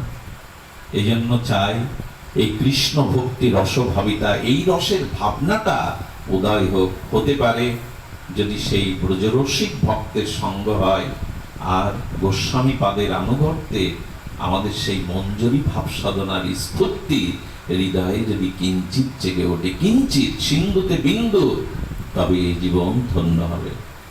শুধু ভক্তগণ, এই জন্য যুগল রতিমতির যে ভজন, সেই ভজনের জন্য প্রথমেই পরম্পরা সদ্গুরুদেবের কৃপায় আমাদের এই সংস্কার প্রয়োজন। সেটি হলো গোপী আনুগত্য। গোপী আনুগত্য বিনা ঐশ্বর্য জ্ঞানে ভজিলেও নাহি পায় ব্রজে ব্রজেন্দ্র নন্দনে। ঐশ্বর্য জ্ঞানীতে সকল জগত মিশ্রিত, ঐশ্বর্য শিথিল প্রেমে নহে মোর প্রীত। বৃন্দাবনের অপ্রাকৃত নবীন মদন, কাম বীজ কাম গায়ত্রীতে যার উপাসন। আরাধ্য ভগবান ও ব্রজেশ তনয় স্তবধামং শ্রী বৃন্দাবনাং রাম্য কাচিত বসনা ব্রজবধূ বর্গে নজা কল্পিতা। এটাই তো চাই, এটাই তো মহাপ্রভু দিতে এসেছিলেন। হরিনামের মধ্যে তিনি এই ব্রজ ভক্তি, রাধা দর্শ এটাই দিতেছিলেন। দুর্ভাগ্য, এই ভারতবর্ষের মাটিতে, এই ভক্তির ধুলিতে জন্মে, এই সাধনার পীঠস্থানে জন্মে, এই পূর্ণ আর্যাবত্যে জন্মে যদি মহাপ্রভুর এই অভিপ্রায়কে কিঞ্চিত না জানি, না গ্রহণ করি, তবে মহাপ্রভুকে প্রকৃত অর্থে মূল্যায়ন করা হয় না। 12টা বছর গম্ভীর গাম্ভীরার মধ্যে তার এই নিজ আস্বাদন, এটি যা হৃদয়ে স্পর্শ করল না, সে বড় বঞ্চিত হলো গো, সে বড় বঞ্চিত হলো। এই জন্য রাধা কৃষ্ণ প্রাণমোর যুগল কিশোর, এটি কবে ভাবনা আসবে? ঠাকুর মশাইয়ের এই অনবদ্য ভজন রস অনুভূতি দিয়ে গড়া এই শাস্ত্রের মর্মত্ব কবে আসবে? রাধা কৃষ্ণ প্রাণমোর যুগল কিশোর, জীবনে মরণে গতি আর নাহি মোর, কবে হবে এটা? জীবনে মরণে এছাড়া যেন আমার গতি না হয়, অন্য ভাবনা অন্য চিন্তা যেন হৃদয়ে না আসে। এগুলো কি মুখের কথা গো? এগুলি দিতে এসেছিলেন। আর এগুলির জন্য চাই ব্রজ অনুরাগ। ব্রজ অনুরাগ যদি না হয় এটি হবে না, এটা স্বল্প ভাগ্যে হয় না। কাম বীজ কাম গায়ত্রীতে যার উপাসন, সেই ভূমিতে আমরা যদি মনেও আমি গতকাল মনে হয় এই প্রসঙ্গে একটু বলছিলাম যে মনে মনেও যদি ব্রজবাস নাই, কুচ্চত বাসং ব্রজে সদা, দেহেতে যদি বৃন্দাবনে বাস না হয়, মনে মনেও যেন ব্রজে বাস হয়। জীবনে একবার যেন রাধা রানীর এই অনুরাগ ভূমিতে অন্তত দেহকে একবার স্পর্শ করাতে পারি, একবার অনুরাগ যেন ব্রজে হয়। এই ব্রজ অনুরক্তি, ব্রজ অনুরাগই হলো আমাদের একমাত্র লক্ষ্য হওয়া উচিত। আজ আপনাদের মহৎ সভাতে অনুভববেদ্য ভক্তের চরণ মূলে বসে এই লোক যাচ্ছে কৃষ্ণ ভক্তি রসভাবিতা মতি ক্রিয়াতাং যদি কুতবা লভ্যতে, যদি লোভ হয় কি দিয়ে হবে বলে, জন্ম কোটি স্বীকৃতিতে তৈন লভ্যতে, কোটি জন্মের স্বীকৃতিতে এটা হবে না, এটা হবে লোভ দিয়ে। যদি আমারও এমন হতো, যদি আমারও এমন হতো, লোকটা কবে জাগবে গো? কবে নিকুঞ্জ মন্দিরের দুয়ারে গিয়ে দাঁড়াবো? কবে হা রাধানাথ বলে আত্মী জানাবো? কবে যমুনা পুলিনে আর সেই যুগল দর্শনের জন্য ব্যাকুলতা জাগবে? কবে হা রাধানাথ বলে ব্রজের পথে আর কবে পাগল পারা হয়ে ঘুরবো? এই অভিলাষ কবে জাগবে? এই অভিলাষ কবে চিত্তে জাগবে? জাগতে পারে এই অনুরাগ জাগলেই হবে। মনে আছে আপনাদের মাধবীর কথা? লীলাটি ইতিপূর্বে হয়তো অনেকে আস্বাদন করেছেন। এই মাধবীর বিবাহ হয়েছিল বৃন্দাবনে সুবলের সাথে। সুবল সকার সাথে মাধবীর বিবাহ হলো। আর সেই বিবাহের দিনে সুবলের সাথে মাধবী যখন শ্বশুরালয়ে বৃন্দাবনে আসে, তখন মাধবীর মা বলে দিল, মাধবী রে, মাধবী তুই যেঝা যাচ্ছিস ব্রজ বিপিনে, ওখানে একজনের মুখ কোনোদিন দেখবি না। বলে মা কেন নিষেধ করছো? বলল হ্যাঁ রে, সে মুখ দেখলে তোর সংসার উজাড় হয়ে যাবে, তোর জীবন ধ্বংস হয়ে যাবে, নষ্ট হয়ে যাবে। একজনের মুখ দেখবি না। মা কার মুখ দেখতে নিষেধ করছো? বলল তোর পতিদেবতার একজন সখা আছে, তাকে ব্রজে সবাই কানাই বলে, কৃষ্ণের মুখ কখনো দেখবি না। ওই মুখ দেখলে সংসার উজাড় হয়ে যাবে, সংসার ভেঙে চুরে খাট ছারখার হয়ে যাবে, লোপাট হয়ে যাবে, দেখবি না। মাধবী মায়ের কথা শুনে আর কথাটা মনে গেঁথে নিল। হ্যাঁ, অবগুণ্ঠিতা হয়ে ঘণ্টা দিয়ে যখন এলো, তখন কৃষ্ণের ও সুবলের বলা ছিল, ওরে নতুন বধূ এলে আমাকে একবার দেখাস, নতুন বধূ কেমন হয় আমাকে একবার দেখাস। কৃষ্ণ অনুরাগে ছুটে গিয়ে বলছেন, সুবল বধূ ঘোমটা দিয়ে আছে কেন, একবার দেখা না নতুন বউয়ের মুখ, নতুন বউ কেমন হয়। ব্রজলীলাতে ঐশ্বর্য জ্ঞান শূন্য হয়ে গোবিন্দ নরলীলার অনুকরণে যেন তিনি বধূর মুখ কাকে বলে জানে না। ওরে সুবল একবার দেখাতে বল না মাধবীর মুখটা। বলেন কি হলো? আরে কানাইয়ের সামনে ঘোমটা দিতে নেই, আমাদের প্রাণের বান্ধব। ঘোমটা করলো, ঘোমটাটা আরো টেনে দিয়ে শক্ত করে ধরেছে। আমি ওর মুখ দেখবো না। যেই বলেছে আমি মুখ দেখবো না, গোবিন্দের চোখ সজল হয়ে গেছে। সুবল, সুবল ও আমার মুখ দেখবে না? শোনো তুমি বধূ, আমার মুখ দেখবো না কেন তুমি জানো? এই মুখবদন দেখবার জন্য কত যোগী ঋষিমুনি যুগ যুগান্তর তপস্যা করে। আমি দেখতে চাইছি, একবার দেখাও। আমি এই মুখ দেখাবো না তোমাকে। গোবিন্দ তখন অভিমান করে বললেন, একদিন তোমাকে কাঁদতে হবে এই মুখ দেখার জন্য, আমি বলে দিলাম। আজ যেমন তুমি মুখ দেখালে না, একদিন আমাকে দেখবার জন্য তোমাকে ক্রন্দন করতে হবে, কাঁদতে হবে, তোমাকে তোমাকে ব্যাকুল হতে হবে। গোবিন্দ ফিরে গেলেন আর বললেন, আমাকে মুখ দেখতে দিল না, মাধবী আমাকে মুখ দেখালো না। মাধবী শ্বশুরালয়ে আসলেন। প্রভাত শুরু হলো কৃষ্ণ নাম দিয়ে, যেদিকে তাকাই সেখানে কানাইয়ের নাম। যার কাছে যায় তিনি কানাইয়ের কথা না বলে, আজও বৃন্দাবনে রাধা শব্দ উচ্চারণ না করে কেউ ঝগড়াও করে না গো। এক অদ্ভুত দেশ, যেখানে আগে রাধা বলবে তারপরে ঝগড়া করবে। আজও তো ওই নামেই আকাশ বাতাস সেখানে মধুময় হয়ে আছে। জয় শ্রীকৃষ্ণ, জয় শ্রী রাধে। এই তো সেখানে অন্য নাম আসে না, অন্য বেশ, অন্য ভাবনা আসে না তাদের, আজও আসে না।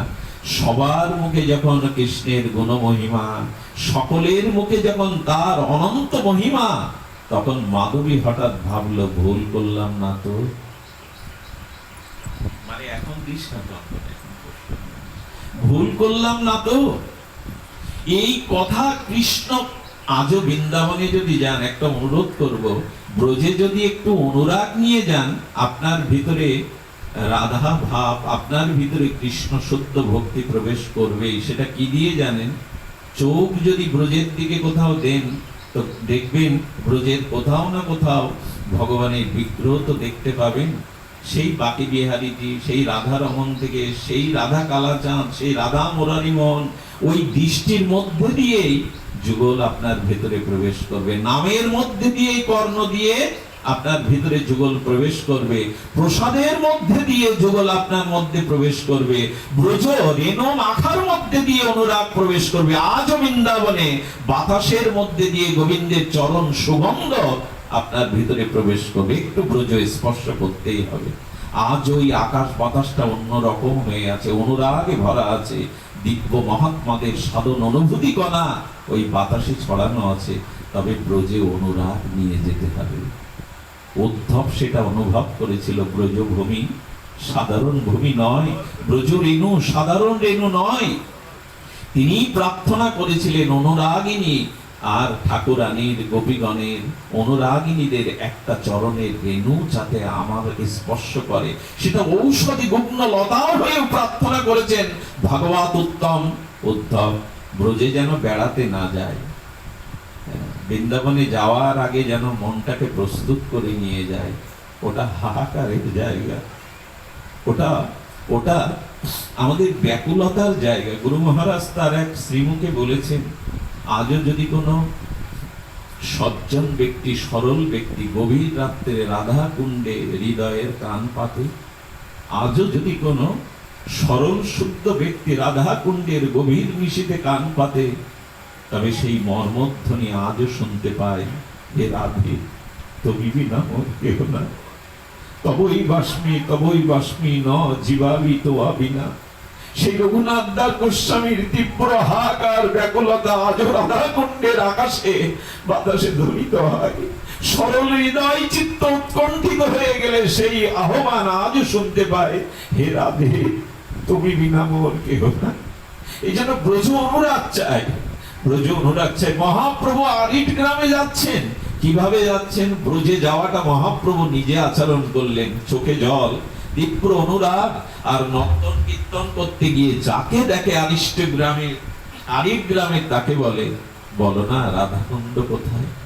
স্বয়ং রাধা কৃষ্ণ মিলিত তনু, প্রেমের পরাকাষ্ঠা, তিনি কাঁদছেন, গড়াগড়ি দিচ্ছেন আর বলছেন, বলো না গো রাধাকুণ্ড কোথায়, শ্যামকুণ্ড কোথায়? এই তো ব্রজের অনুরাগ। ব্রজে যেন আমরা বেড়াতে না যাই।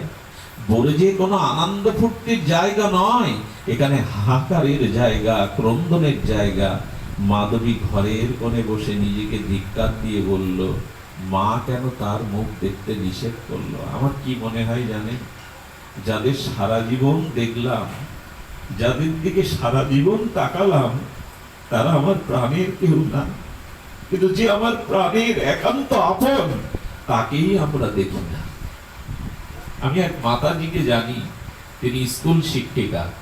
সিঙ্গার করে ভোগ লাগিয়ে যখন ভগবানকে দেখে চলে যান, মাঝপথ থেকে আবার দৌড়ে ফিরে আসেন, আর একবার দেখে যান, আর একবার যুগলকে নয়নে নেই।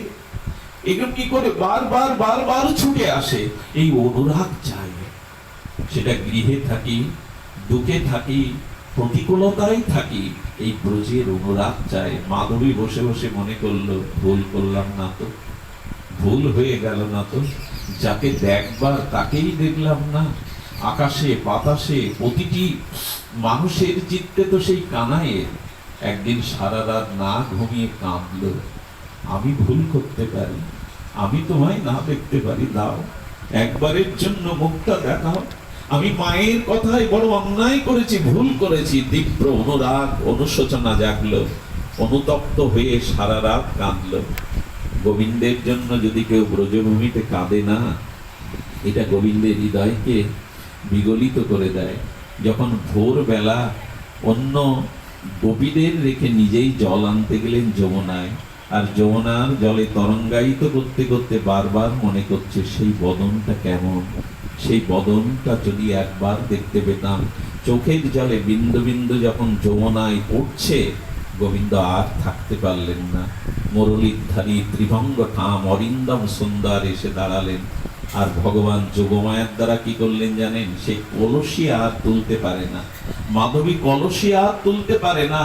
সেই কলসি যখন উপরে তুলতে যাবে না পেরে, গোবিন্দ এসে কলসিটা ধরে যখন উঁচু করলেন, তখন ঘোমটাটা পড়ে গিয়ে গোবিন্দের বদনে নয়নে তার নয়ন চলে গেল। যেই যেই তার নয়ন গোবিন্দ বদনে পড়ল, পরিচয় জানা নেই, ইনি ব্রজের কানাই, ইনি ব্রজের জীবন, ইনি ব্রজের জীবন জানা নেই, দেখেই প্রেমে মূর্ছিত হয়ে গেল। কিছু পরে যখন ব্রজবাসীগণ জল নিতে এসছে, তা বলে মাধবী পড়ে আছে কেন? মাধবীর চোখে মুখে জল দিয়ে যখন তার চেতনা ফিরালো, দেখলো চোখের ভাষা বদলে গেছে, মুখের তার ভাষা, তার কণ্ঠস্বর বদলে গেছে। হাত জোর করে বললেন, কাকে দেখলাম আমি? বলো না গো, কাকে দেখলাম? কাকে দেখলি তুই? তুই তো কৃষ্ণকে দেখিস না, তুই তো ঘোমটা দিয়ে তাকে দর্শনও দিলি না, কাকে দেখলি? আমি জানি না কাকে দেখলাম, কিন্তু আমার নয়ন যেন এখনো তাকে আবার খুঁজছে, বারবার নয়ন তাকে দেখতে চাইছে। জানো, সেই সুন্দরকে দেখে আমি মূর্ছিত হয়ে পড়ে গেছিলাম, আমার চেতনা ছিল না। বলো না, বলো না তাকে কোথায় পাবো? ব্রজ গোপীগণ বুঝলেন ভগবান কৃপা করে, প্রাণেশ্বর কৃপা করে তাকে দেখা দিয়েছে। বলেন, মাধবী তাকে মুখ দেখাওনি, কি করে তার সামনে নিয়ে যাব? তবে অপেক্ষা করো, ব্যাকুল চিত্তে স্মরণ করতে থাকো। এলো সেই প্রকট লীলায় গিরি গোবর্ধন ধারণ। সেদিন সকলের অধিকার হয়েছিল শ্রী গোবিন্দের চরণে আশ্রয় নেওয়া। মাধবী সেখানে গিয়ে দেখছে সেই গিরিধারীকে সবাই দেখলেও সে দেখতে পাচ্ছে না। সেই দিন ব্যাকুলতা জানিয়েছিল, সেই দিন ললিতাসুকে বিশাখাসুকে নিবেদন করেছিল, সুন্দর মনোহর একটি বারের জন্য আবার দেখা দাও।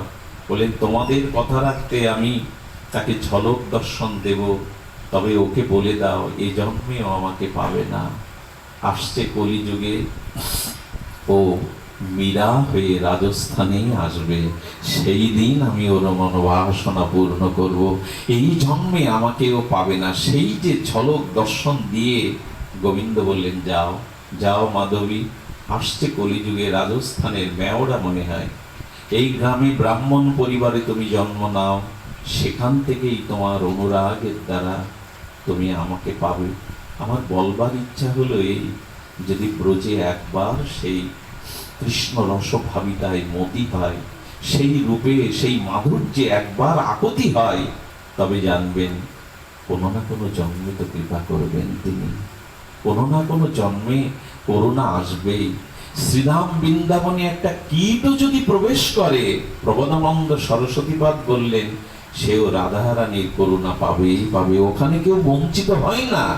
আজকের এই বাহ্যিক বৃন্দাবনের রূপরেখা দেখে কেউ ভুলে যাবেন না, কেউ এমন বলবেন না অনেক দেখেছি সে বৃন্দাবন আর নাই। সব ব্যবসায়ী সব উচ্চারণ করবেন না, কারণ ব্যবহারিক জগতে অনেক কিছু ঘটতে পারে, ঝগড়াঝাটি, মান অভিমান, দ্বন্দ্ব, পদমর্যাদা নিয়ে অনেক কিছু ঘটতে পারে, কিন্তু অন্তর্দৃষ্টিতে ব্রজ দেখুন, অন্তর্দৃষ্টিতে জানুন ব্রজ আজও সেই ব্রজই আছে, সেই ব্রজই আছে।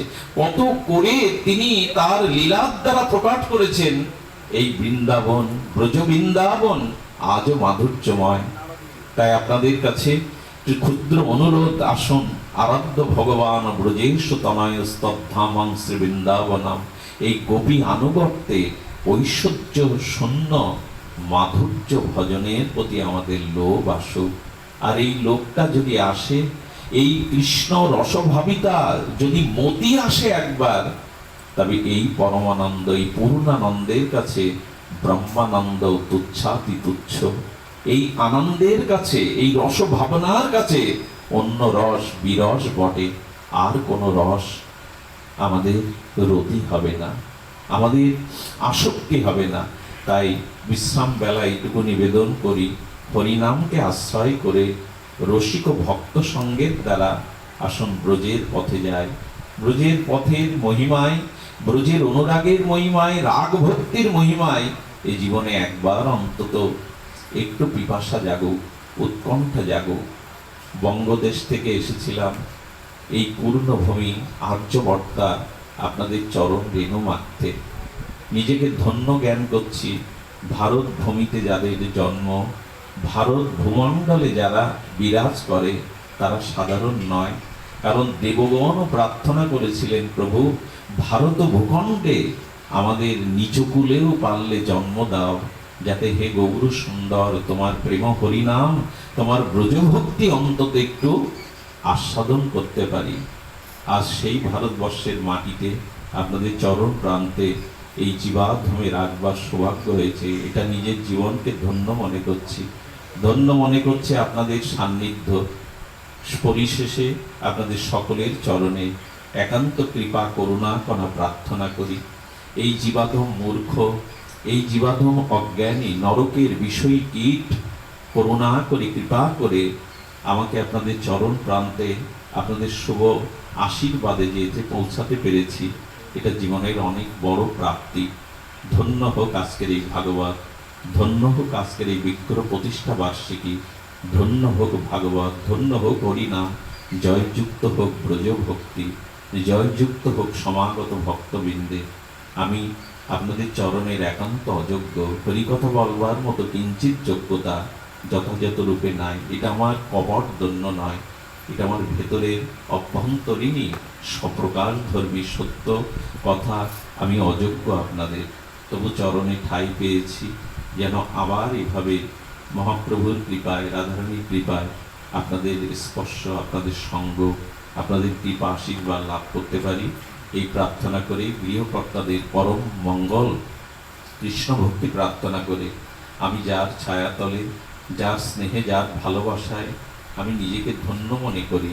আমাদের সেই গোকুলানন্দ পাটবাড়ি আশ্রমের দেবহাটা, সেখানে গোস্বামীপাদ এসেছেন আমার সাথে। আমার অভিন্ন হৃদয় তিনি ভজনানন্দী, তার অপূর্ব কীর্তন লহরীতে বিগলিত হয় চিত্ত। তিনি ভোগারতি কীর্তন করবেন, তৎপূর্বে ভাগবত বিশ্রামের জন্য তার চরণে সবিনয় নিবেদন করছি। তিনি ভাগবতের পুষ্পাঞ্জলি, ভাগবতের সমর্পণ অঞ্জলি তিনি তার দুটি বাক্যের দ্বারা, অনুভবের দ্বারা জানাবেন। তাকে বিনীত আহ্বান করে আজকের মতো ভাগবতের মহাপ্রভুর কৃপায় এখানে বিশ্রাম।